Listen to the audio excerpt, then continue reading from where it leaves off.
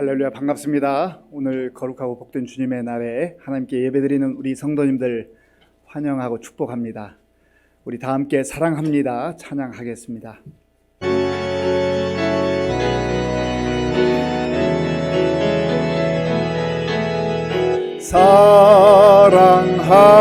사랑합니다. 나를 자녀 삼으신 주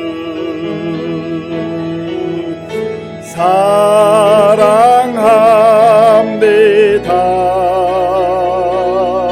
나를 자녀 삼으신 주 내 부르짖음 들으시고 감싸 주시는 영원히 주 찬양합니다. 내 삶을 다해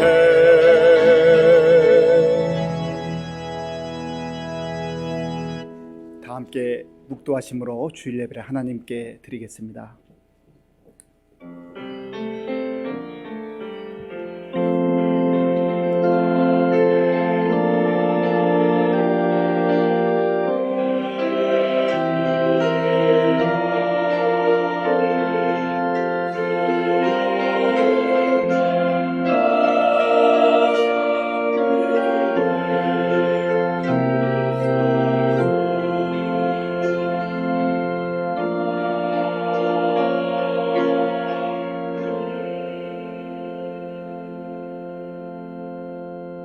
너희 모든 나라들아 여호와를 찬양하며 너희 모든 백성들아 그를 찬송할지어다. 우리에게 향하신 여호와의 인자하심이 크고 여호와의 진실하심이 영원함이로다. 하나님은 영이시니 예배하는 자가 영과 진리로 예배할지니라. 아멘. 아버지 하나님 감사합니다. 하나님께서 사랑하는 주의 자녀들의 발걸음을 오늘 여기까지 이끌어 주시고 인도해 주셔서 감사합니다. 우리의 마음과 정성을 다하여 하나님께 예배 드릴 때 우리 가운데 임재하셔서 영광 받아 주시옵고 우리에게 하늘의 소망으로 충만케 하여 주시옵소서. 예수님의 이름으로 기도하옵나이다. 아멘.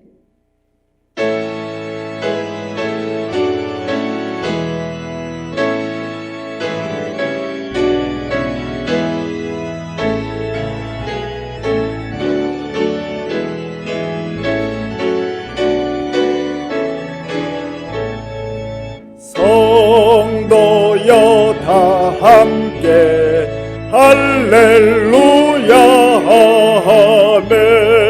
주 찬양하여라 할렐루야 아멘. 주 보좌 앞에서 택하신 은혜를 다 찬송하여라 할렐루야 아멘. 만문을 열어라 할렐루야 아멘. 온 하늘 울려라 할렐루야 아멘. 거의도자 되시며 친구가 되신 주 그 사랑 끝없다 할렐루야 아멘. 주 찬양하여라 할렐루야 아멘. 찬양은 끝없다 할렐루야 아멘. 거룩한 집에서 주 은총 기리며 늘 찬송 찬송 부르자. 할렐루야 아멘. 교독문 66번을 교독하겠습니다.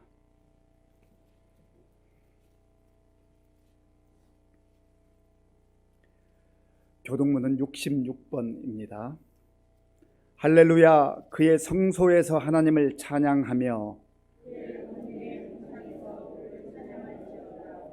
그의 능하신 행동을 찬양하며 나팔 소리로 찬양하며 소고치며 춤추어 찬양하며 큰 소리 나는 재금으로 찬양하며 호흡이 있는 자마다 여호와를 찬양할지어다. 할렐루야 아멘. 이 시간 지난 한 주간을 돌아보며 하나님과 나 자신만이 아는 죄를 참회하는 기도를 드리겠습니다.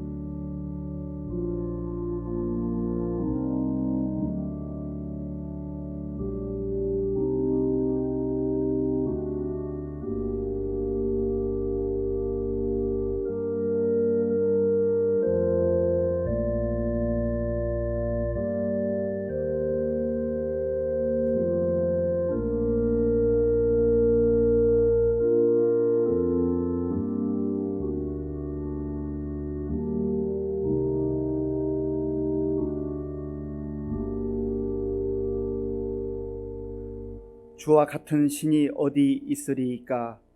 주께서는 죄악과 그 기업에 남은 자의 허물을 사유하시며 인애를 기뻐하심으로 진노를 오래 품지 아니하시나이다. 다시 우리를 불쌍히 여기셔서 우리의 죄악을 발로 밟으시고 우리의 모든 죄를 깊은 바다에 던지시리이다. 아멘. 나는 전능하신 아버지 하나님 천지의 창조주를 믿습니다. 나는 그의 유일하신 아들 우리 주 예수 그리스도를 믿습니다. 그는 성령으로 잉태되어 동정녀 마리아에게서 나시고 본디오 빌라도에게 고난을 받아 십자가에 못 박혀 죽으시고 장사된 지 사흘 만에 죽은 자 가운데서 다시 살아나셨으며 하늘에 오르시어 전능하신 아버지 하나님 우편에 앉아 계시다가 거기로부터 살아있는 자와 죽은 자를 심판하러 오십니다. 나는 성령을 믿으며 거룩한 공교회와 성도의 교제와 죄를 용서받는 것과 몸의 부활과 영생을 믿습니다. 아멘.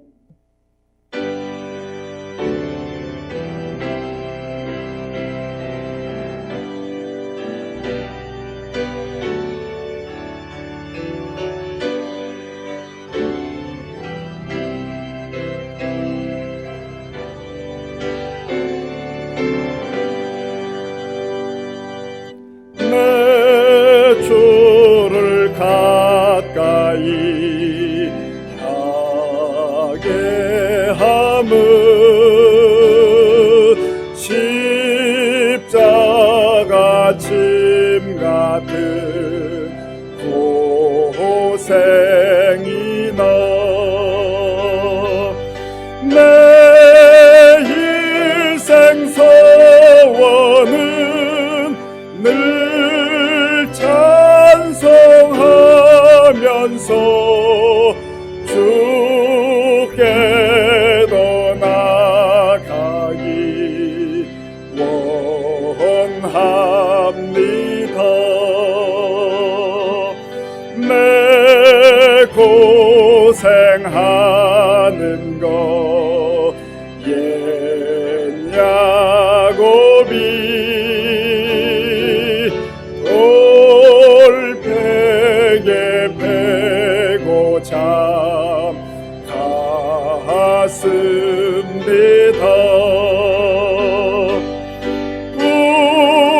꿈에도 소원이 늘 찬송하면서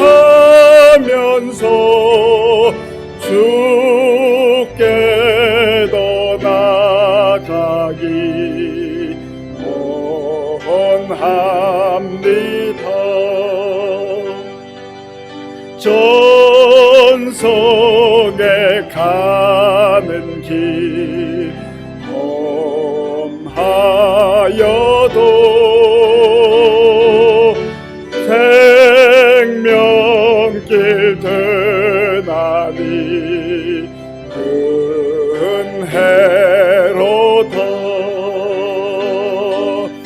전서 날 부르니 늘 찬송하면서 주께도 나가기 원합니다. 야곱이 잠 깨어 일어난 후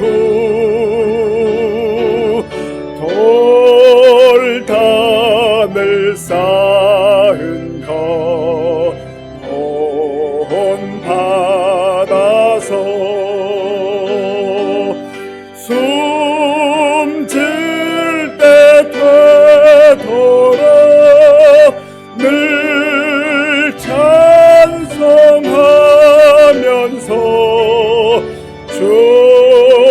주께도 나가기 원합니다.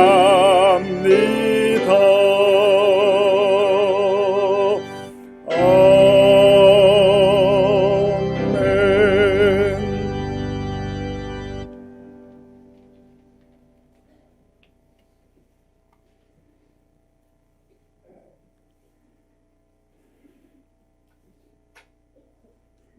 저희의 모든 삶을 주관하시고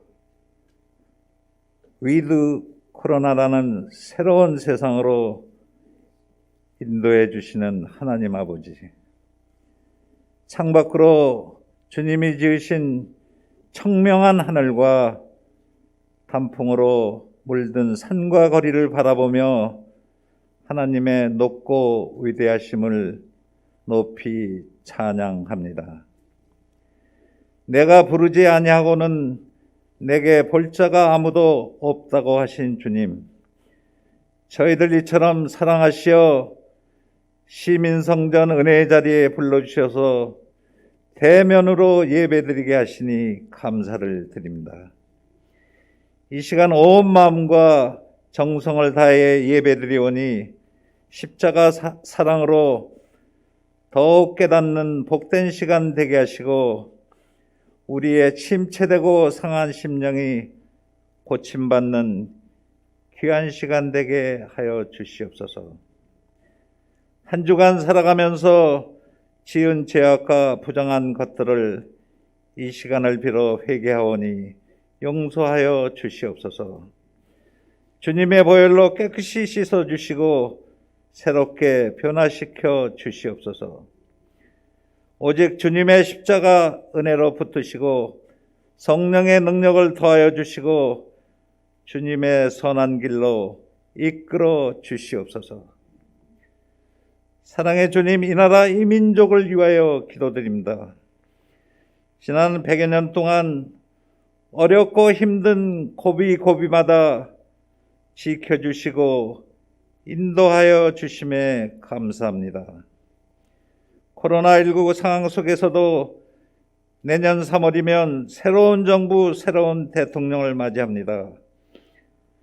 선배들께서 지켜오신 자유민주주의, 열린 시장 경제의 가치를 온전히 지켜지게 인도하여 주시옵소서. 영적 원리가 세상 원리로 연결되게 우리 모든 그리스도인들이 기도하게 하시고 사명으로 받게 하여 주시옵소서. 언제나 우리와 함께 하시는 주님, 주님의 몸된 교회를 위해 기도합니다. 우리 교회 말씀이 살아 숨쉬는 교회 되게 하시고 맡기신 사명 온전히 감당하는 교회 되게 하시옵소서. 섬김과 헌신을 아낌없이 드리는 교회 되어 주님 사랑으로 한마음 한뜻으로 협력하여 선을 이뤄가는 교회 되게 하여 주시옵소서. 특별히 대입 수능 시험을 앞둔 김현우, 김은혜, 변영국, 이솔지, 이예은, 이예환 학생들 위하여 기도드립니다. 그동안 노력한 모습이 헛되지 않게 하시고 아름다운 결실 맺게 하시옵소서. 주님께서 지혜를 주셔서 남은 시간 동안 잘 정리하게 하시고 실력을 최대한 발휘하게 안수하여 주시옵소서. 코로나로 인해 충분하지 못했지만 올해 한 해 심고 거두는 각 기관 총회가 하나님 은혜 안에 이루어질 수 있도록 인도하여 주시고 우 목사님 청빙이 우리 모두 합심 중보 기도로 이루어지도록 인도하여 주시옵소서. 오늘도 말씀 전하시는 목사님께 항상 건강과 지혜를 허락하여 주시옵고 성령 충만하게 하시어 선포되는 주님의 능력 있는 말씀이 우리를 새롭게 하고 더욱 믿음과 용기로 충성을 다하는 우리 모두 되게 하여 주시옵소서. 찬양대의 아름다운 찬양을 기뻐 받아 주시옵고 정성을 다해 예배를 돕는 손길들을 기억하여 주셔서 봉사와 헌신을 통하여 예배가 더욱 주님께 큰 영광 돌리며 은혜 넘치는 복된 예배가 되게 하시옵소서. 사랑이 많으신 우리 주 예수 그리스도의 이름으로 기도드립니다. 아멘.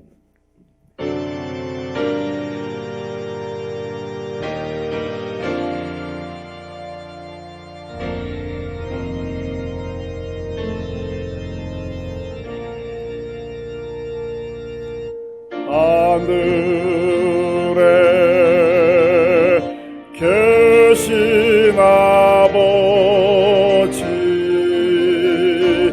이름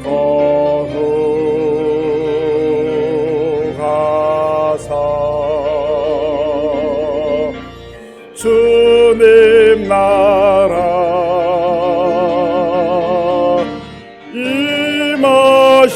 임하시고 뜻이 이루어지이다.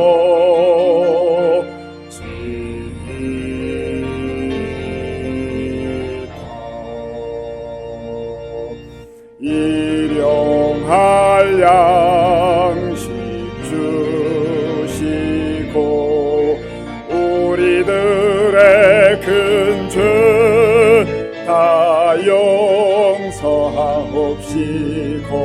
또 시험에 들게 마시고 악에서 구원하소서. 대개 주의 나라 주의 권세 주의 영광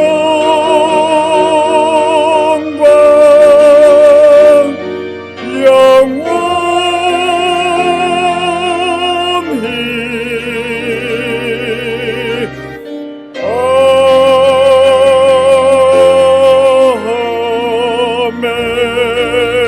아멘. 하나님께서 오늘 우리에게 주시는 말씀은 창세기 25장 1절에서 11절까지의 말씀입니다.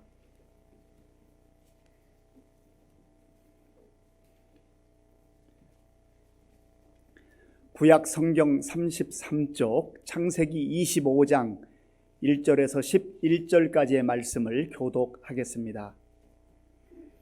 아브라함이 후처를 맞이하였으니 그의 이름은 그두라라. 그가 시므란과 욕산과 무단과 미디안과 이스박과 수아를 낳고, 욕산은 스바와 드단을 낳았으며 드단의 자손은 아수르 족속과 루두시 족속과 룸미 족속이며, 미디안의 아들은 에바와 에벨과 한옥과 아비다와 엘다아이니 다 그두라의 자손이었더라. 아브라함이 이삭에게 자기의 모든 소유를 주었고 자기 서자들에게도 재산을 주어 자기 생전에 그들로 하여금 자기 아들 이삭을 떠나 동방 곧 동쪽 땅으로 가게 하였더라. 아브라함의 향년이 175세라. 그의 나이가 높고 늙어서 기운이 다하여 죽어 자기 열조에게로 돌아가매, 그의 아들들인 이삭과 이스마엘이 그를 마므레 앞 헷 족속 소알의 아들 에브론의 밭에 있는 막벨라 굴에 장사하였으니 이것은 아브라함이 헷 족속에게서 산 밭이라. 아브라함과 그의 아내 사라가 거기 장사되니라. 아브라함이 죽은 후에 하나님이 그의 아들 이삭에게 복을 주셨고 이삭은 브엘라헤로이 근처에 거주하였더라. 아멘.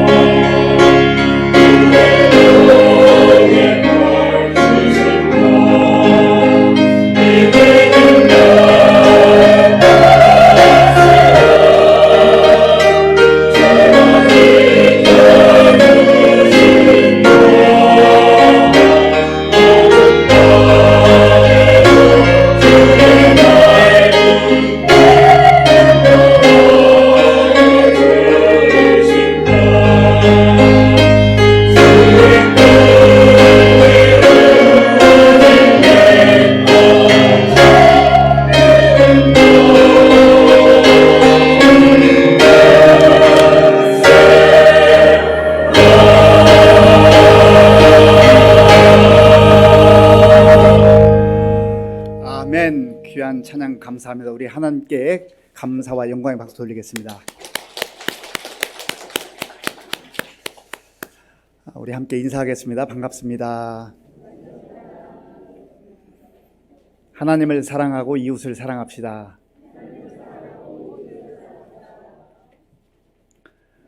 용두삼이라는 말이 있습니다. 처음에는 거창하게 대단하게 시작을 했는데 지나서 끝이 되어보면 미미하게 끝난다는 그런 의미입니다. 용두삼이 인생이 있습니다. 또 유종짐이라는 말이 있죠. 유종의 미라고도 하고 유종짐이 이렇게 말하는데요. 과정은 그저 평범하게 보였는데 끝날 때 끝마무리가 아름다운 인생, 아름답고 멋있게 끝나는 그러한 인생이 있습니다.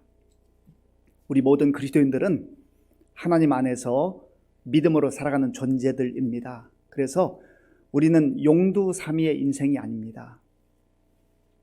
때로 세상에서 우리의 살아가는 모습이 평범하게 보일 수 있고 또 사람들 눈에 볼 때는 심지어 보잘것없게 보일 때도 있지만 우리는 하나님 보시기에 아름다운 인생일 뿐만 아니라 과정도 아름답고 또 그 끝이 아름다운 유종지미의 인생을 사는 줄로 믿습니다. 여기에 소망이 있어요. 세상을 의지하고 세상의 권력을 의지하고 세상의 재물을 의지하고 또 세상의 지식을 의지하며 세상의 화려함을 추구하는 사람들은 뭔가 손에 잡힐 것 같고 잡은 것 같이 생각할지 모르지만은 그러나 그 끝에 가보면 허망한 거예요.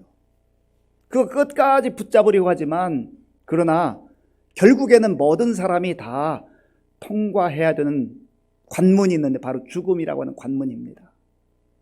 그 세상의 어떤 재력가도 그 재력으로 죽음을 피할 수 없습니다. 세상을 뒤흔드는 권력을 가지고 있다고 해도 그 권력으로 죽음을 막을 수가 없어요. 세상에서 똑똑하고 많은 지식을 가지고 있다 해서 그 지식이 죽음에서부터 자기를 보호하거나 건져주는 것은 아닙니다. 성경이 말하는 대로 모든 사람은 다 죽음을 향하여 가고 있는 겁니다. 그런데 죽음이 정말 끝이라고 한다면 그 인생을 일컬어서 아름다운 인생이라고 말할 수가 있겠습니까? 죽음을 넘어선 하나님의 약속, 하나님의 나라, 하나님의 영광, 영원한 생명이 있기에 우리 그리스도인들은 때로 사람의 눈에 볼 때, 아니 내 생각에 이 세상에서 평범한 듯 보이고 사람들이 알아주지 않는 것 같은 인생으로 끝난다 할지라도 거기에서 좌절하거나 절망하지 않습니다. 왜냐하면 하나님께서 영광스러운 삶으로 우리를 인도해 주실 것을 약속해 주셨기 때문에 그렇습니다. 아브라함도 그렇게 살았어요. 아브라함이 75세가 되었을 때 하나님의 부름을 받았습니다. 하나님의 그 약속의 말씀을 붙들고 약속의 말씀을 따라서 자기가 살던 그 고향 땅을 떠나서 하나님이 인도해 주시는 가나안 땅으로 가게 되었지요. 아마 사람들 눈에 볼 때는 무모한 그런 행복 아니겠습니까? 이해가 되지 않는 거죠.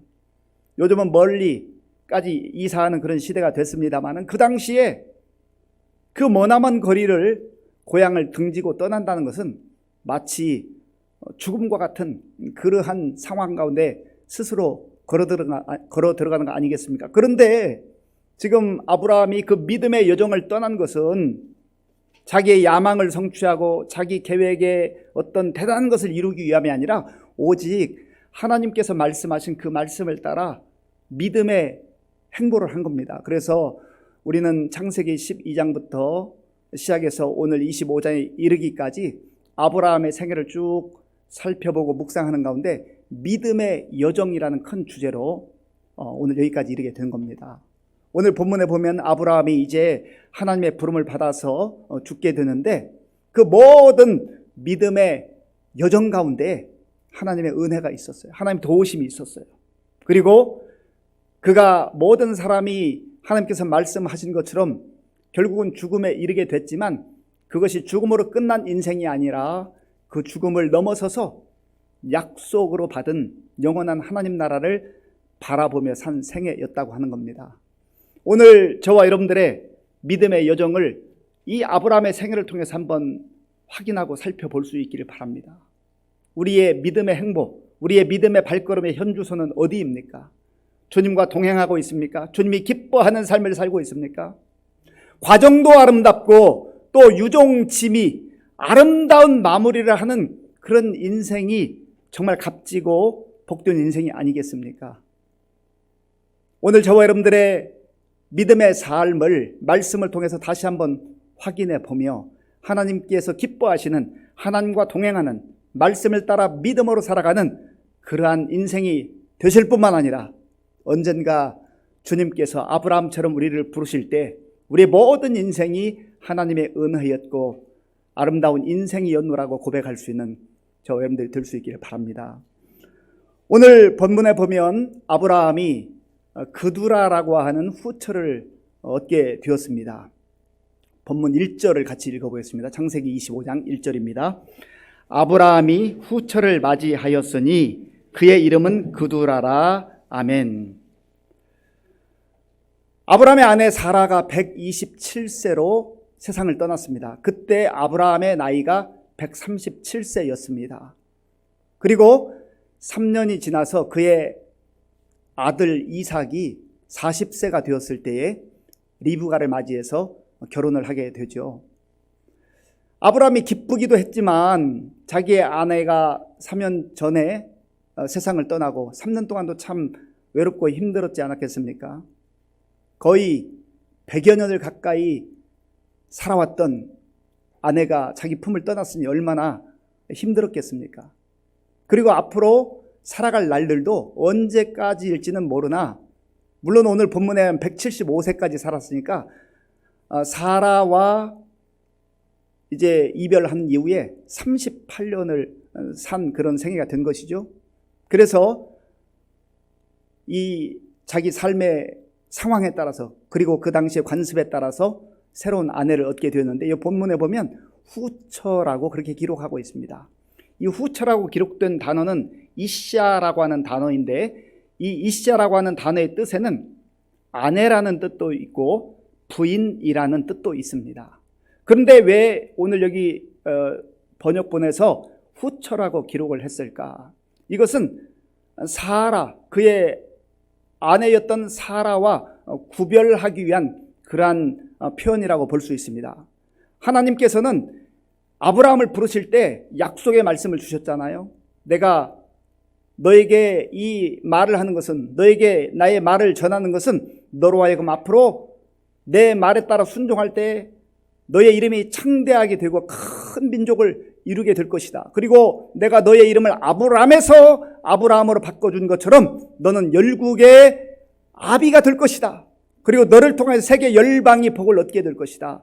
그런 약속의 말씀을 해주셨는데 그 약속의 핵심은 아브라함과 사라 사이에 태어나는 그 아들 이삭을 통해서 그 언약이 이루어지게 된다는 겁니다. 아브라함이 이 하나님의 언약을 분명하게 이해하기 전까지 몇 번의 실수가 있었습니다. 첫 번째로는 엘리에셀이라고 하는 종이 있었는데 참 신실하고 충성된 종이었습니다. 하나님께서 분명히 후사를 주시겠다고 약속해 주셨음에도 불구하고 세월이 흘러도 아기가 생기지 않으니까 하나님 이 엘리에셀을 저의 상속자로 삼아야 되겠습니다. 그렇게 하나님께 말씀드렸어요. 그 사람이 아니다. 내가 너에게 후사를 줄 것이다. 네 몸에서 아들이 태어나게 될 것이다.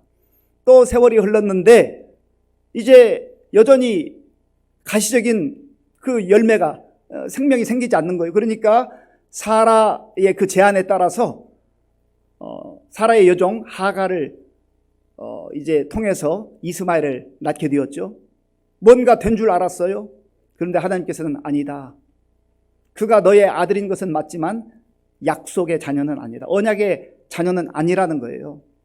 사람의 방법으로 또 사람의 노력으로 하나님의 언약이 이루어지는 게 아니라는 거예요. 하나님의 약속은, 하나님의 언약은 반드시 하나님에 의해서 이루어진다는 것이죠. 그리고 아브라함이 드디어 100세가 되었을 때에 하나님이 약속하셨던 그 약속의 자녀 이삭이 태어나게 된 것입니다. 그러니까 하나님의 약속과 하나님의 언약은 반드시 하나님이 약속한 대로 그의 약속의 자녀 이삭을 통해서 이루어지는 같다는 것이요. 그래서 오늘 여기 본문에 보면 그두라가 이제 아브라함과 결혼을 해서 아내가 됐지만 후처라는 표현을 여기서 쓰고 있는 겁니다. 약속의 관점에서 그렇게 지금 기록을 하고 있는 것입니다. 그리고 아브라함이 이 그두라와의 사이에 6명의 아들을 낳게 되었고 또 그들을 통해서 손자 또 증손자를 얻게 되는데 오늘 여기 4절 말씀에 보면 독특한 표현이 나옵니다. 4절 말씀을 같이 읽어보겠습니다. 4절입니다. 미디안의 아들은 에바와 에벨과 한옥과 아비다와 엘다아인이 다 그두라의 자손이었더라. 아멘. 물론 아브라함과 그두라 사이에 태어난 그러한 자손들입니다. 그런데 일반적으로 표현한다면 다 아브라함의 자손이었더라 이렇게 기록을 해야 되는데 오늘 여기 본문 4절에서는 다 그두라의 자손이었더라 그렇게 말합니다. 이것도 역시 같은 언약의 관점에서 지금 기록하고 있는 거예요. 아브라함의 자손들이 맞지만 그러나 하나님께서 약속으로 주신 자손은 그 언약은 이삭을 통하여서 대대로 이어져 간다는 거예요. 그래서 우리가 이 세상을 살아가면서 정말 중요하게 생각해야 되는 것이 바로 하나님의 언약, 하나님의 약속, 하나님의 말씀 이거예요. 하나님의 약속이 중요하다는 거예요. 하나님의 언약이 중요하다는 거예요. 왜냐하면 하나님은 약속을 통해서 언약을 통해서 하나님의 뜻을 이루어가는 분이기 때문에 그렇습니다. 이 언약의 개념이 신약에 오면 바로 예수 그리스도에 이르지 않습니까? 아브라함과 다윗의 자손 예수 그리스도의 세계라. 그래서 사도 요한은 요한복음 1장 12절에서 예수 그리스도 안에서 약속으로 하나님의 약속으로 살아가는 사람에게 자녀됨의 특권을 주신다 그렇게 말씀합니다. 요한복음 1장 12절 우리가 다 잘 아는 말씀이지요. 영접하는 자, 곧 그 이름을 믿는 자들에게는 하나님의 자녀가 되는 권세를 주셨으니 영접하는 자, 곧 예수 그리스도의 이름을 믿는 자, 예수님을 믿는 자들에게 하나님의 자녀라고 하는 이 특권과 권세를 주신다고 하는 그 약속을 해주신 거예요. 사람들의 시각으로 사람들의 생각으로 이해가 되지 않는다 할지라도 이것은 하나님이 전적으로 우리에게 주신 약속이요 하나님이 이 약속에 따라서 하나님의 그 뜻을 이루어가는 거예요. 그래서 오직 예수님 안에만 구원이 있는 거예요. 오직 예수님 안에서만 하나님의 자녀가 될 수 있고 하나님의 자녀들에게 영광스러운 하나님의 나라를 약속해 주시는 것이죠. 오늘 저와 여러분들이 그런 존재들입니다. 그래서 우리의 모습을 육신의 눈으로만 바라볼 것이 아니라 약속의 하나님의 약속이라는 그런 관점으로 바라볼 때 우리의 삶이 얼마나 영광스러운지 그리고 앞으로 이 세상의 삶을 넘어서서 죽음을 통과한 이후에 언젠가 하나님 앞에 서게 될 때 하나님 나라에 들어가게 될 때 그곳에서 누리게 될 하나님의 자녀됨의 그 영광을 우리에게 말씀으로 약속해 주는 겁니다. 여기에 우리의 영원한 소망이 있어요. 그렇지 않으면 열심히 살아도 부지런히 살아도 최선을 다해 살아도 뭐 젊을 때는 뭔가 대단한 업적을 이룬 것 같고 뭔가 되는 줄 아는데 세월이 흐르면서 몸도 약해지고 우리가 늙게 되고 병들게 되고 결국은 죽음으로 끝나잖아요. 그게 끝이라고 한다면 얼마나 허망한 인생이에요. 소망이 없잖아요. 그런데 하나님께서는 우리에게 이제 아브라함을 통해서 보여주시는 것처럼 그리고 예수 그리스도 통해서 약속하신 것처럼 하나님의 자녀됨의 특권을 허락해 주셨다라고 하는 겁니다. 이 사실을 알았던 사도 바울도 갈라디아서 4장에서 동일한 말씀을 합니다. 갈라디아 4장 23절에 보면 이렇게 말씀합니다. 여종에게서는 육체를 따라 났고 자유 있는 여자에게서는 약속으로 말미암았느니라. 아멘. 여종 하가를 통해서 이스마엘이라고 하는 아들을 얻기는 얻었지만 그러나 그 자녀는 육신의 자녀지 약속의 자녀가 아니라는 거예요. 자유하는 여자에게서는 약속으로 말미암았느니라. 하나님께서는 그 약속을 주신 그 약속에 따라서 얻는 그 아들 이삭을 통하여서 하나님의 구원의 놀라운 섭리를 이루어 가시고 그 놀라운 구원의 섭리가 신약시대에 와서 예수님 안에서 성취되었고 바로 저와 여러분들이 예수님 안에서 약속의 자녀들로 그렇게 살게 되었다고 하는 겁니다. 갈라디아서 4장 28절에서는 또 이렇게 말씀합니다. 형제들아 너희는 이삭과 같이 약속의 자녀라. 아멘. 이것은 지금 바울이 갈라디아 교회 성도들에게 보낸 편지 가운데 주시는 말씀인데요. 오늘 저와 여러분들에게도 동일하게 주신 말씀이에요. 형제들아, 너희는 이삭과 같이 약속의 자녀라. 아멘. 오늘 이 말씀이 저와 여러분들에게 주시는 하나님의 약속인 줄로 믿습니다. 아브라함이 이런 믿음을 따라 산 거예요. 그리고 세월이 이제 흘러서 아브라함이 이제 나의 삶이 얼마 남지 않았다. 하나님께서 나를 부르실 날이 가까이 왔다고 하는 것을 감지하게 됐습니다. 그리고 그 때가 되었을 때 아브라함이 그의 아들 이삭에게 가지고 있는 소유를 다 준다 하는 내용이 오늘 본문 5절에 나와 있는데요. 5절을 제가 읽어보겠습니다. 아브라함이 이삭에게 자기의 모든 소유를 주었고 아멘. 아브라함이 지금 그의 아들 이삭에게 유산을 남겨주는 것이죠. 유산을 주는 것이죠. 여기서 1차적 소유라고 하는 것은 소유의 1차적 의미는 재산입니다. 재물입니다. 뭐 동산, 부동산 이런 거 포함되어 있겠죠. 아브라함이 얼마나 많은 소유를 가지고 있었을까? 창세기 14장에 보면 아브라함의 조카였던 롯이 소돔 지역에 가서 살다가 그돌라오멜이라고 하는 이 왕을 중심으로 한 연합군이 그 소돔과 고모라 지역을 공격을 했습니다. 그때에 롯도, 롯의 가족도, 그리고 모든 재산도, 또 그곳에 살고 있던 백성들도 다 포로로 끌고 갔어요. 이 소식을 들은 아브라함이 자기가 집에서 길리운 훈련 잘 시킨 318명의 사병을 거느리고 가서 그돌라오멜 군대와 싸워서 다 빼앗아옵니다. 개인이 318명의 사병을 거느리고 있었다 하는 것은 굉장한 세력이죠. 그리고 아마도 그와 연관되어 있는 가족들까지 다 포함을 한다면 그저 우리가 추측해보면 아브라함에게 소속된 식솔이 1000명 이상은 되지 않았을까 싶습니다. 그러니까 이 1000명을 먹여 살린다고 한다면 얼마나 많은 재산이 필요합니까? 하나님께서 은혜를 주신 것이죠. 그래서 창세기 24장에 보면 이런 말씀이 있어요. 창세기 24장 1절에 여호와께서 그에게 아브라함에게 범사의 복을 주셨더라. 범사의 복을 주셨더라.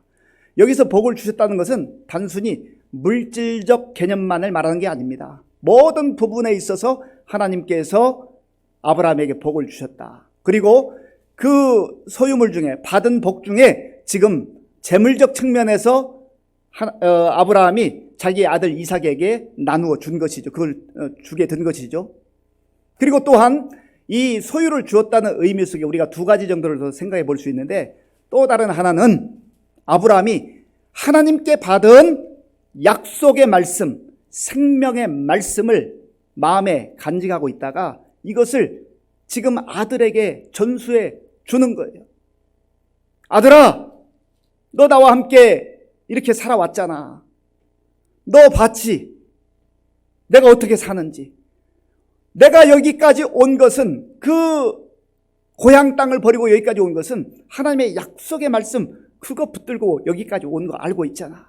그리고 지금까지 살아왔던 모든 생애 가운데 하나님의 약속의 말씀, 생명의 말씀이 있었기 때문에 내 삶이 값진 인생이 되었고 복된 인생이 되었다고 하는 것을 지금 그의 아들 이삭에게 가르치고 있는 거예요. 그걸 주고 싶은 거예요. 어찌 보면 아브라함이 지금 그의 아들 이삭에게 주고 싶은 것 중에 재물보다, 어떤 재산보다 이것을 더 주고 싶어 했을 거예요. 왜냐하면 그것이 소중한 걸 알았거든요.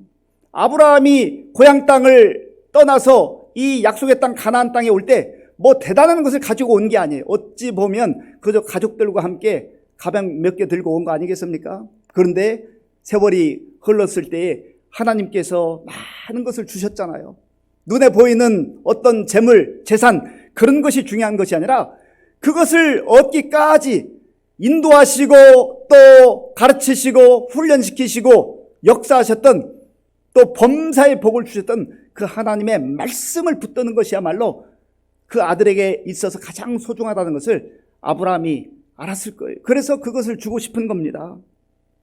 왜냐하면 하나님의 말씀은 생명의 말씀이요 진리의 말씀이기 때문에 그렇습니다. 시편 119편 105절에 보면 이 사실을 동일하게 믿었던 믿음의 시인은 이렇게 고백합니다. 시편 119편 105절입니다. 주의 말씀은 내 발의 등이요 내 길의 빛이니이다. 아멘. 주의 말씀은, 하나님의 말씀은 내 발의 등이요 내 길의 빛이니이다. 우리가 살다 보면 참 앞이 캄캄할 때가 있잖아요. 무엇을 어떻게 해야 될지 모를 때가 많아요. 분별이 안 될 때가 많아요. 아브라함이 지난 날을 살아온 것을 돌아보면서 그때마다 참 고비가 많았는데, 물론 실수할 때도 있었고 넘어질 때도 있었고 하나님 속상하게 할 때도 있었습니다.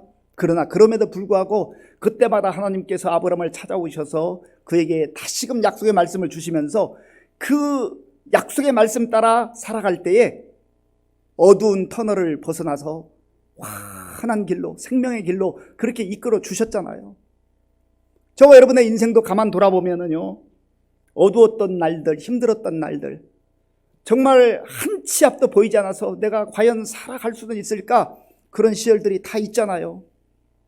그런데 돌아보면 하나님께서 그때마다 우리에게 은혜를 베풀어 주셨고, 그때마다 약속의 말씀을 들려주시고 생명의 말씀을 들려주심으로 말미암아 힘을 얻게 하셨고 용기를 얻게 하셨고 오늘 여기까지 이르게 해주신 거 아니겠습니까? 그래서 그 사실을 알았던 아브라함, 확신했던 아브라함이 이제 자기의 생명은 다하고 하나님의 부름을 받게 되지만, 내 아들이 이 말씀을 붙들고 살아가면 세상이 아무리 거칠고 험하다 할지라도 하나님의 말씀을 붙드는 이 아들이 살 길이 있고 또 소망이 있다는 것을 알았기 때문에, 아들아 이 말씀 붙들어라. 그 의미는 하나님을 붙들어라, 하나님을 날마다 바라보라, 하나님을 신뢰하고 의지하며 살아라. 그러한 자기의 생명과 같은 그 말씀을 아들에게 주고 있는 거 아니겠습니까? 오늘 저와 여러분들이 자녀들에게 무엇을 주기를 원합니까? 물론 할 수만 있으면 부모님들이 열심히 땀 흘려 수고해서 재물이 있으면, 재산이 있으면 자녀들에게 그거 물려주는 것도 좋겠지요. 그러나 거기까지만 생각하면 안 된단 말이에요. 설령 그거 줄 거 없어도, 설령 그거 못 줘도 내가 믿는 하나님, 나의 삶을 생명으로 여기까지 인도하신 그 하나님의 말씀을 내 가슴속에 간직하고, 아들아, 딸아, 내가 너에게 줄 거 없지만 이 생명의 말씀, 이 하나님의 말씀 붙들고 하나님 바라보며 살아가면 너 살 수 있어. 잘 살 수 있어. 내가 그렇게 살아야, 내가 그런 믿음의 삶을 살아야, 말씀에 근거한 삶을 살아야 자녀들에게도 당당하게 자신 있게 말할 수 있지 않겠습니까? 그리고 자녀들은요, 다 보고 있어요. 우리 어머니가 아버지가 말씀 따라 사는지 아니면 세상의 가치를 따라 사는지, 하나님 나라의 소망 가운데 사는지, 이 세상의 소망을 두고 사는지 다 보고 있습니다. 비록 부족해도 연약해도 평범한 듯 보여도 말씀 붙들고 생명의 길로 나아가는 삶을 살아가는 그 모습 속에 부모님들이 자녀들에게 이 말씀 전수할 때에 자녀들이 지금 당장은 또 알아듣지 못할 때도 있고 받아들이지 않을 때도 있지만은, 그러나 그걸 알게 될 때가 있단 말이죠. 저는 저희 부모님을 생각할 때마다 늘 감사한 마음입니다. 저희 아버지는 이제 하나님 나라에 먼저 가셨고 어머니가 살아계시는데, 저희 아버지가 평생 농촌 목회를 하셨습니다. 힘든 시절이었고 또 목회자로 살아간다는 게 참 어린 제가 볼 때도 어려워 보였습니다. 물론 교육시켜 주신 것만 해도 너무 감사하지만, 제가 결혼할 때 부모님에게 받을 수도 없었고 받은 것도 없습니다. 그러나 원망한 적도 없고 원망할 수도 없습니다. 저는 너무너무 감사했습니다. 부모님을 통하여서 예수 믿는 집안에 태어나게 하셨고, 부모님을 통하여서 하나님의 말씀을 내가 알게 되었고 믿게 되었고, 하나님의 말씀을 부모님을 통해서 내가 깨닫게 된 것, 알게 된 것, 그거 생각하면 감사하고 또 감사할 것 밖에 없습니다. 많은 물질을 남겨준다 해서 자녀들이 부모님을 존경하고 공경하고 그렇게 하겠습니까? 정말 소중한 것은 영원한 것, 영원한 것. 그리고 지금 이 아브라함이 아들에게 주고 싶어하는 것을 주었던 그 소유 중에는요, 믿음이라는 게 있어요. 믿음. 아브라함을 일컬어서 믿음의 조상이라고 하잖아요. 믿음의 조상 아브라함이 자기 자신이 살았던 그 믿음의 그 삶이 아들 대에도 계속 전수되기를 원하는 거예요. 히브리서 11장 17절에 보면 이런 말씀이 있습니다. 아브라함은 시험을 받을 때에 믿음으로 이삭을 드렸으니 그는 약속들을 받은 자로도 그 외아들을 드렸느니라. 아멘. 이것은 이삭이 지금 실제 겪었던 이야기 아닙니까? 아버지가 어느 날 자기 자신과 종 둘을 데리고 어디로 데리고 가더니 자기를 잡아 죽이려고 하는 거 아니겠습니까? 그것을 이해할 수 있는 자식이 어디 있겠습니까? 야, 우리 아버지가 미쳤나 보다. 믿어도 적당히 믿어야지. 그렇게 생각했을 수 있잖아요. 그러나 아브라함이 살아왔던 생애, 그리고 아버지가 살아왔던 생애, 말씀 따라 살아왔던 생애를 보았던 그 이삭은 반항하지 않습니다. 그것을 묵묵히 아버지가 하는 행동 그대로 그저 잠잠히 있었던 것이죠. 믿음으로 산다는 게 때로는 무모해 보이고 이해가 되지 않고 정말 지나칠 정도라고 얼마든지 생각할 수 있잖아요. 그런데 그 아들 이삭은 그 모든 아버지가 살아왔던 생애를 보았습니다. 하나님께서 인도하시는데, 하나님께서 역사하시는데 믿음으로 사는 자들에게 결국은 죽는 길로, 십자가의 길로 가라고 말씀하시지만 죽이는 게 목적이 아니라, 고통을 당하게 하는 게 목적이 아니라 반드시 그 길을 통과해서 영광스러운 삶으로 아주 빛나는 금과 같은 존재로 그런 믿음의 사람들로 세우시기 위해서 때로는 그 길을 걷게 하시잖아요. 아브라함 자신이 그걸 살아왔고 또 그 아들도 그걸 경험했습니다. 그 믿음을 아들에게 주기를 원한 거 아니겠습니까?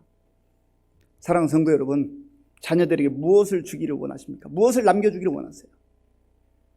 세상의 것 줄 수 있는 여력 없다고 못난 부모라고 자책할 것도 없고, 또 우리 자녀들 부모에게 뭔가 대단한 소임을 얻으려고 생각할 것도 없습니다. 부모님이 믿음으로 살고 부모님이 말씀 따라 살아가는 그 삶을 이 험한 세상 속에서도 살아낼 때에 하나님의 은혜가 임하는 것을 보게 될 것이고, 또 부모의 세대뿐만 아니라 그 자녀 세대에도 하나님께서 믿음으로 사는 자들에게, 말씀을 따라 사는 자들에게 그러한 은혜를 허락해 주실 줄로 믿습니다. 이 아브라함은요, 이삭에게만 그 재물을, 소유물을 나눠준 게 아니라 그의 서자들에게도 나눠줬다. 본문 6절을 제가 읽어보겠습니다. 자기 서자들에게도 재산을 주어 자기 생전에 그들로 하여금 자기 아들 이삭을 떠나 동방 곧 동쪽 땅으로 가게 하였더라. 아멘. 그들을 통해서 태어나게 된 그 자손들이 있는데, 그 당시 관리에 의하면 서자들에게는 상속권이 없습니다. 그러니까 주지 않아도 크게 문제가 될 건 없어요. 그러나 아브라함은 그 서자들에게도 살아갈 수 있는 길을 마련해 주었다. 그러나 왜 이들로 하여금 동쪽으로 가서 살게 했는가? 그 약속의 땅, 하나님께서 허락하신 그 땅은 약속의 자녀들이 살아가야 되는 땅이기 때문에 이 서자들에게는 살아갈 수 있는 여건을 마련해 주긴 했지만 다른 곳으로 가서 살 수 있도록 그렇게 했다는 거예요. 이것도 역시 언약의 관점에서 우리가 봐야 하는 겁니다. 이제 아브라함이 때가 되어서 175세가 되어 하나님의 부름을 받게 되는데 7절 말씀 8절, 7절과 8절 함께 읽겠습니다. 아브라함의 향년이 175세라. 그의 나이가 높고 늙어서 기운이 다하여 죽어 자기 열조에게로 돌아가매. 아멘. 아브라함이 175세를 살았는데 8절에 보면 그의 나이가 높고 늙어서 기운이 다하여 죽었다. 하나님께서 허락하신 그 모든 수명을 다했을 뿐만 아니라 여기서 늙어서 죽게 되었다 했는데, 여기 늙어서라고 하는 이 표현 속에 히브리 단어 속에 이런 단어가 있습니다. 자켄 사베아. 그런데 사베아라는 단어 속에는 풍성했다, 만족했다, 그런 뜻이 있어요. 그러니까 아브라함이 75세 하나님을 만나서 이제 하나님 말씀 따라 살았던 175세까지의 100년의 생활이 만족했고 풍성한 삶이었다. 그의 삶에 큰 은혜가 있었다는 겁니다. 사람이 정말로 만족한 인생, 풍성한 인생을 사는 것은 외형적으로 보이는 어떤 것이 아니라 외형적인 것을 포함하지만, 그러나 더 중요한 것은 하나님의 은혜와 하나님의 약속의 말씀이라는 거예요. 그래서 그 약속을 따라 살았고, 약속을 따라서 이제는 하나님 품에 안기게 된 것이죠. 마지막으로 하나만 더 살펴보면 11절입니다. 11절 같이 읽겠습니다. 아브라함이 죽은 후에 하나님이 그의 아들 이삭에게 복을 주셨고 이삭은 브엘라헤로이 근처에 거주하였더라. 아멘. 아브라함이 죽은 후에 하나님이 그의 아들 이삭에게 복을 주셨더라. 언약은 계속 대대로 흘러가는 것입니다. 하나님께서 이러한 은혜를 아브라함의 일평생에 주셨고 또 약속하신 대로 그의 자녀 이삭에게도 허락해 주셨습니다. 이러한 놀라운 생명의 역사, 약속의 역사, 하나님의 인도하심이, 하나님의 풍성한 은혜가 저와 여러분들의 당대에도 있을 뿐만 아니라 우리 자녀 대대손손이 믿음을 지켜나가는 가운데 이러한 은혜를 누리며 살 수 있게 되기를 간절히 바랍니다. 기도하겠습니다. 아버지 하나님 감사합니다.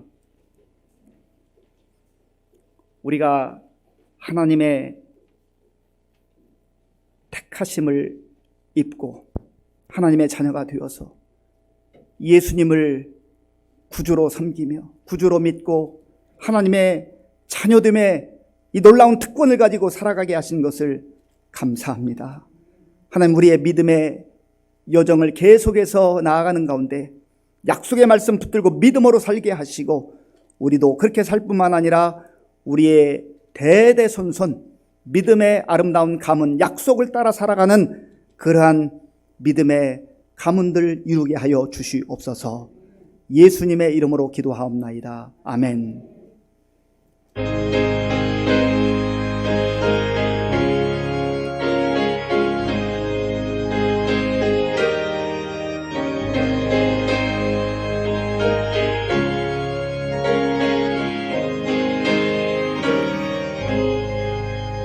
저 높은 곳을 향하여 날마다 나아갑니다.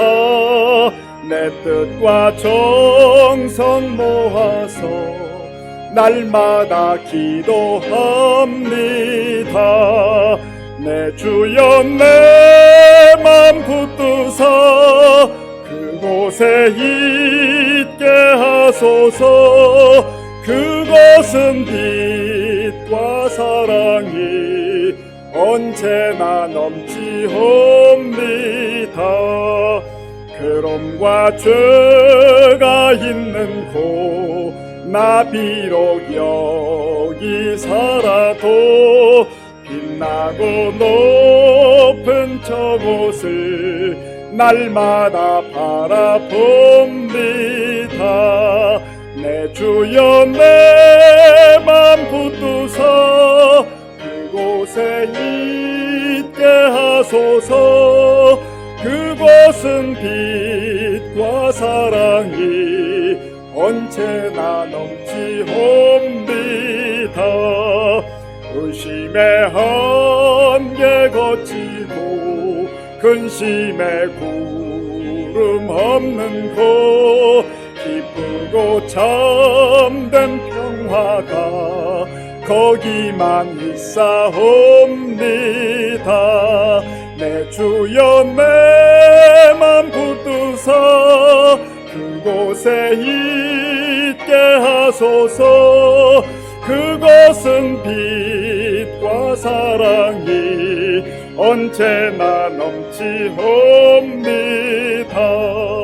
험하고 높은 이 길을 싸우며 나아갑니다. 다시금 기도하오니 내 주여 인도하소서. 내 주여 내 맘 붙드사 그곳에 있게 하소서. 그곳은 빛과 사랑이 언제나 넘치옵니다. 내 주를 따라 올라가 저 높은 곳에 우뚝 서 영원한 복락 누리며 즐거운 노래 부르리. 내 주여 내 맘 붙드사 그곳에 있게 하소서. 그곳은 빛과 사랑이 언제나 넘치옵니다.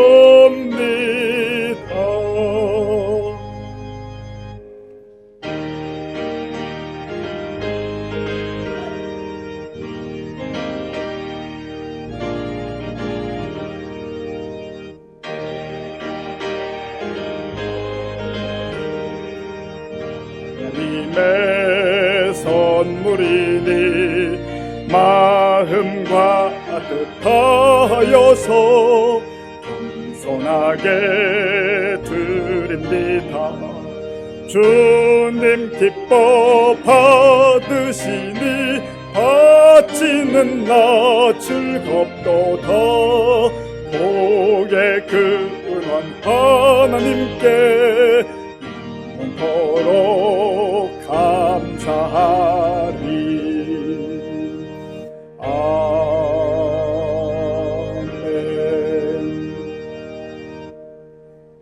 아버지 하나님 감사합니다. 세상 가운데서 소망 없이 살던 저희들 하나님께서 불러주셔서 구원해 주시고 하나님의 자녀됨의 특권으로 살아가게 하신 것을 감사합니다. 아브라함이 하나님의 부름을 받은 이후에 말씀을 따라 믿음으로 살았던 것처럼 우리도 그렇게 살게 하시고 또 우리 자녀들 후손들에게 그 믿음 전수하며 살아갈 수 있도록 역사하여 주시옵소서.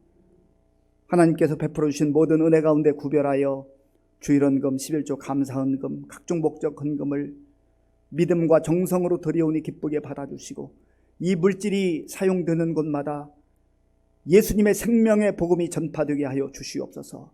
우리 성도들 가운데 영적으로 침체 가운데 빠져 있거나 낙심한 분들 다시금 주의 약속의 말씀 붙들고 일어나서 믿음의 여정을 새롭게 출발하게 하여 주시옵소서. 육신의 질병으로 인하여서 하나님 앞에 눈물로 기도하는 우리 성도님들 그 기도를 들어주시고 그 질병으로부터 하나님께서 자유케 하시고 온전케 하여 주시옵소서. 아버지 하나님, 학업과 또 취업, 결혼과 자녀 양육과 여러 가지 우리 눈앞에 펼쳐진 문제들 가지고 하나님 앞에 간구할 때 하나님께서 정하신 그때 좋은 것으로 공급하여 주옵소서. 아버지 하나님, 우리 학생들 이제 수능 시험을 얼마 남겨두고 있지 않습니다. 지금까지 최선을 다해서 준비해 왔사오니 남은 기간 잘 준비하게 하시고 하나님 건강 지혜 주셔서 하나님 이 모든 과정들을 통하여서 하나님께 영광 돌릴 수 있도록 도와주옵소서. 추운 날씨에 군 복무 중에 있는 우리 청년들을 기억하시고 저들이 있는 그곳에서 하나님의 사람들로 당당하게 살아가게 하여 주옵소서. 예수님의 이름으로 축복하면서 기도하옵나이다. 아멘.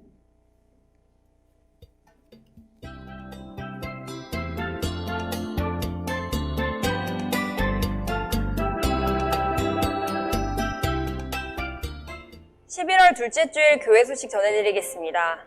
단계적 일상회복 1단계이므로 주일 예배, 수요 새벽 예배, 청년부 교회학교 등 모든 예배를 현장에서 드려오며 유튜브 방송도 계속합니다. 예배 드릴 때 방역 지침을 잘 지켜주시기 바랍니다. 한편 11월 12일 교회 방역하였습니다. 하반기 감사로 각 기관에서는 오늘까지 회계장부를 사무실로 빠짐없이 제출해 주시기 바랍니다. 구역장 및 기관장들께서는 2022년도 신임 재직 청원을 사무실로 해주시기 바랍니다. 각 기관에서는 총회를 개최하고 내년을 준비할 수 있도록 행사 계획안 및 예산안 초안, 임원 명단을 사무실로 제출해 주시기 바랍니다. 권사회 총회가 11월 21일 주일 2부 예배 후 여전도회실에서 있습니다. 11월 18일 목요일에 수능을 치를 수험생들을 위해 기도해 주시기 바랍니다. 11월 21일은 추수감사주일로 지킵니다. 다음 주일까지 감사일기를 사무실로 제출해 주시기 바랍니다. 대림절 특별 새벽기도회가 11월 29일부터 12월 3일까지 오전 5시에 새로운 꿈이라는 주제로 있습니다. 이번 주 감사한 일로 윤영일 성도 이주리 집사 가정에서 강당 꽃꽂이를, 김효철 집사, 김영주 권사 가정에서 고 최선여 권사 장례 마치고 수건을 제공하였습니다. 새벽기도 용사 100명 달성 및 감사일기 쓰기에 적극 동참해 주시기 바랍니다. 성경 읽기 올해 목표 120독으로 현재 115독입니다. 또한 10월 11일부터 12월 15일까지 신약성경 통독합니다. 성경 읽기표는 1층 로비와 교회 홈페이지에 있습니다. 교 동정입니다. 서지영 성도가 의정부시 호동로 16으로 이사하였습니다. 기타 소식입니다. 이전처럼 회복되게 하심에 감사드리며 하나님 사랑, 이웃 사랑하는 의정부 시민교회 교회 소식이었습니다. 몇 가지 더 말씀드리겠습니다. 1, 2 청년부 예배가 오늘부터 재개가 됩니다. 우리 청년부 든든하게 세워질 수 있도록 기도 많이 해주시고 격려해 주시기 바랍니다. 어제 우리 용천로에 장로회 정기총회가 있었는데 우리 조명철 장로님께서 회장으로 선출되셨습니다. 잘 감당할 수 있도록 기도해 주시기 바랍니다. 새가족부 총회가 다음 주일 예배 후에 새가족부실에서 있다고 합니다. 기억해 주시기 바랍니다. 다음 주일은 우리가 추수감사절로 함께 영광 돌리게 되는데요. 우리가 외형적인 그러한 감사도 있지만 우리의 삶 속에서 역사하셨던 그 삶의 열매들, 생활의 열매들, 감사의 열매들, 감사일기에 차곡차곡 잘 정리하셔서 하나님께 영광 돌리면 좋겠습니다. 우리 시온 찬양대가 원래 저는 이렇게 늘 들을 때마다 감동이 있고 은혜가 있어서 너무 기쁜데 오늘은 또 유별나게 참 감동이 있는 찬양으로 함께 영광을 돌렸는데 왜 그런가 보니까 우리 또 김용식 집사님께서 함께 오셔서 찬양을 해서 그런 것 같습니다. 앞으로도 계속 그 자리를 지키면서 우리 정말 더 은혜로운 찬양 하나님께 영광 돌리기 바랍니다. 우리 다 함께 물된 동산 찬양하겠습니다.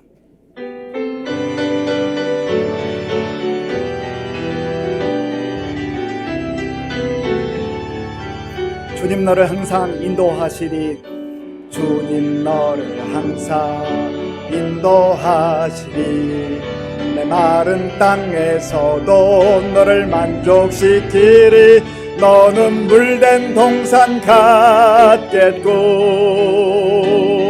마르지 않는 샘 같으리, 너는 물된 동산 같겠고 마르지 않는 샘 같으리. 주님 너를 항상 인도하시리, 주님 너를 항상 인도하시리, 내 마른 땅에서도 너를 만족시키리, 너는 물된 동산 같겠고 마르지 않는 샘 같으리, 너는 물된 동산 같겠고 마르지 않는 샘 같으리.